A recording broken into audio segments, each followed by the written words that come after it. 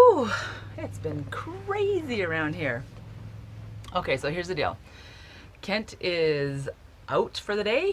For part of the day, we have the morning off. We start working in the afternoon. He has a bunch of errands to run, and so I thought, you know what? I'm just going to chat with you one-on-one and give you my ideas and my perspective and my thoughts on work camping.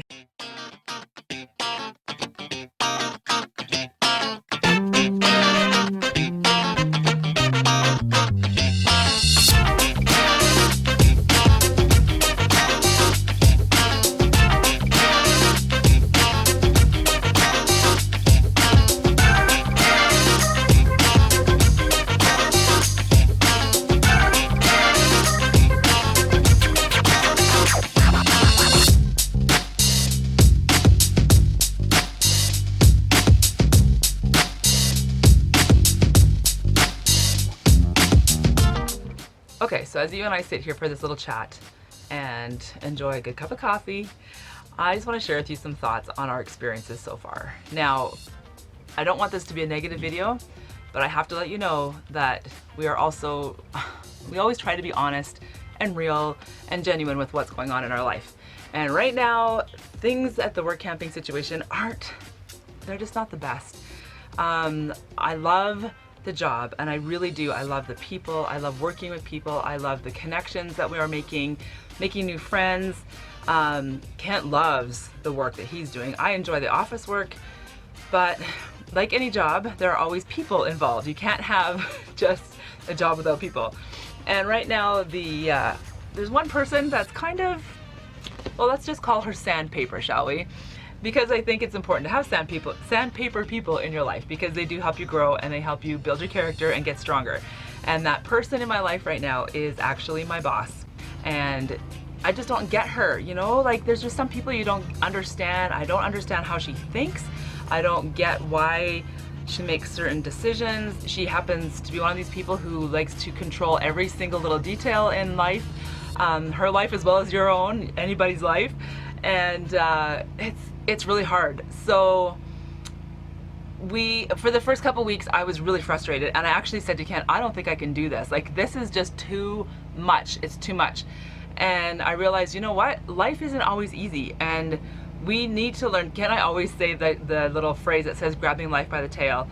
And this is really trying that for me. It's a real challenge for me to grab life by the tail, even when it is really hard and really stressful and frustrating. And there's that person that's it's just so frustrating. But it's good because I'm learning and I'm growing, and it's building our character.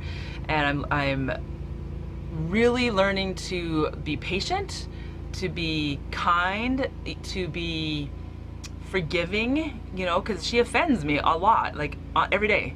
There's some kind of an offense that happens, if not several, usually several, and I'm learning to just forgive those offenses. And guys, that's not easy to do, and I'm praying through it. I'm reading my Bible a whole bunch, and thankfully we have a really awesome team here. There are 3 couples.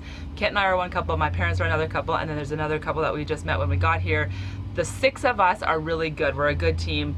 That part is pretty awesome. Now let me tell you about the great parts of this job. So I love chatting on the phone with people. So I have a little headset thing that I use. It's a Bluetooth, and when the phone rings, I put that in my ear and I can chat away. I can use the computer and take reservations and that kind of thing. I love doing that. One thing that is a challenge is that I would love to just answer everybody's requests. So, you guys are RVers, you know that you camp and you do those kinds of things, you make reservations. When you make a reservation and you request a certain site, or you request a certain area of the park, I want to be beside the river, or I need to be beside the bathrooms, or whatever, sometimes that just can't be accommodated. I know some campgrounds can do that, but this one can't. And so it's frustrating for me, because I want to say to everybody, oh sure, you have kids, you can be by the playground. Oh sure, you have a dog, you want to be by the pathway. I get it, but we just can't do it that way. And so that's hard for me, because I'm a people pleaser, I guess. I want people to be happy with what they're doing. So that is a tricky part of my job, but I'm pretty good, I think, about saying, if I could do it for you, I totally would, and I'll do my best. And I do. I try to do what I can, but it doesn't always work out that way. So that's kind of a good thing, a bad thing, but when I can make someone's day, then it just makes me happy, right? That's awesome.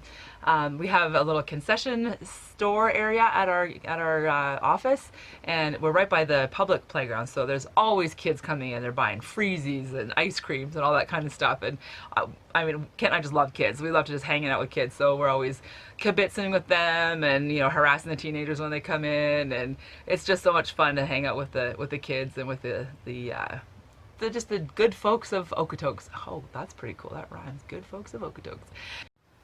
I also love that I can walk around the campground in my bare feet because it's so clean here.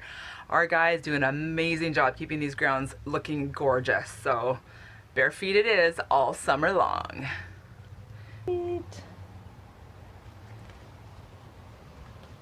Yeah, okay, so let's go back to a not so good part of the job. The place where we're located, and I'll do a little walk around and show you exactly where Bessie is situated according to the place where we're working.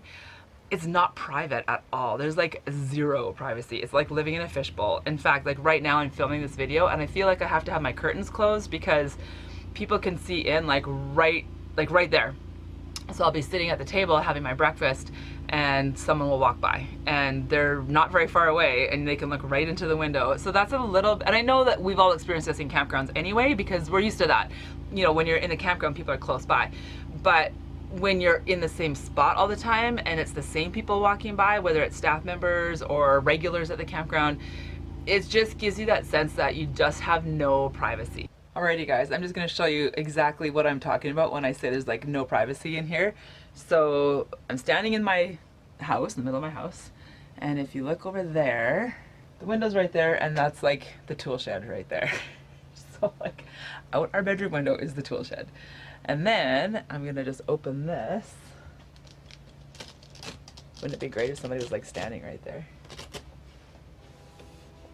So yes, we have this cute little patio space, which I absolutely do love, this little patio space. But there, like that walkway, people are always walking back and forth through there. And like that's the tool shed space, like right there. Anyway, so that's that side of the rig. And then over here is, let me just turn this off. This isn't quite as bad because this is just like a regular campground where you would just have, you know, someone else's sewer hose connection right outside your window. We're used to that. That's normal. Nothing weird about that, right? Anyway, so this is the other side. And yeah, like I said, this one isn't as bad, except that when people are walking, here I'll show you, people are walking like along that road over there, they can see right into the rig. So yeah, like if you do sort of like a panorama and you kind of go all the way around, you can see like Bessie has tons of windows, which we absolutely love, but then it also allows for like a zero privacy situation. I'm thinking of maybe asking if I could move to a different site. Kent doesn't even know this yet because I thought of it this morning. Yeah, so lack of privacy is definitely a big one. I'm trying to think of what else happens around here that might be interesting for you guys to hear about. Some of the questions that you guys have had about work camping. So I know you guys were asking about how we got this work camping job, and actually my mom and dad got the job first. Their names are Jim and Donna. They got the job, and as they finished their interview and they got hired, the lady told them that they're looking for more couples. So then they said to us we should apply, so we applied and we got the job. So work camping in Canada is a bit different than work camping in the States. I know I've been watching Thomas and Stacy, what is their channel's name? I'm Not Lost, I'm RVing. That's their channel name. So they did a whole series on work camping in Florida, and check out their channel because there's some really cool things there. And I think they don't get paid a salary. They just got their pad rental for free. So that was their thing. So where we are working here, we actually do get a salary. We get a wage. It's not a high wage. Like it's pretty low. It's really low actually, but we get the wage plus we get the space that we're staying at for free, and that includes our 30 amp power, our water, and our sewer. for the whole summer. So that's a pretty good deal, right? Like we're not complaining about the money for sure. But if you're looking to like make a whole bunch of money while you're work camping in Canada, it's probably not going to happen. One thing that we have found a bit of a challenge, and we have talked about this in other videos, but I wanted to just kind of expand on it a little bit, is the schedule change. And because we have 2 day shifts, which start at 8, well for me it starts at 8:30 in the morning and it goes till 2:30 in the afternoon, and then we cover for the supper break of between 5 and 6, and then for 2 days we start at 2:30, we go right to about 9:30 or 10 depending on how long it takes me to do my balancing at the end of the night, and then we do a walk around at 11 o'clock at night, and then we have 2 days off. So it's a very strict schedule in that sense. Like we can't just take off even on a day that we have the afternoon off. We have to be back by 5 o'clock to cover for supper time. So that has been a little bit of a challenge. Like I said last video, I wasn't in the video at all because I was out doing errands and visiting with my kids. Today Kent is out doing errands, working on the car, and I'm here getting the video done and just working on some laundry, getting stuff done around the house. So it's a little different that way for schedule wise, and it really cramps our travel style, guys. We are missing being on the road. We're missing being out exploring and going hiking and just being outside and having fires and all that kind of stuff. So yeah, that's been a tough adjustment, I think. We do have a couple days off coming up here pretty soon, and when we do that, we're hoping to get out to the mountains for a couple days. Hopefully the weather will cooperate, and that will be, actually we're going to try and get that as a meetup, so it's going to be pretty fun to do that. Yeah, when we do meetups, I just wanted to do like a side note here. I will post any time that we're going to like be available for a public kind of connection time. I'll post those on the community posts on the YouTube. So if you haven't done so already, go ahead and hit that subscribe button, because if you hit subscribe and the bell icon beside it, you'll get a notification whenever we do any kind of a meetup or something. And we're hoping to do those more and more as we start traveling more and more, and we have more friends on YouTube, so we definitely want to meet you guys. What else? Yeah, so just the whole schedule thing has been a bit different.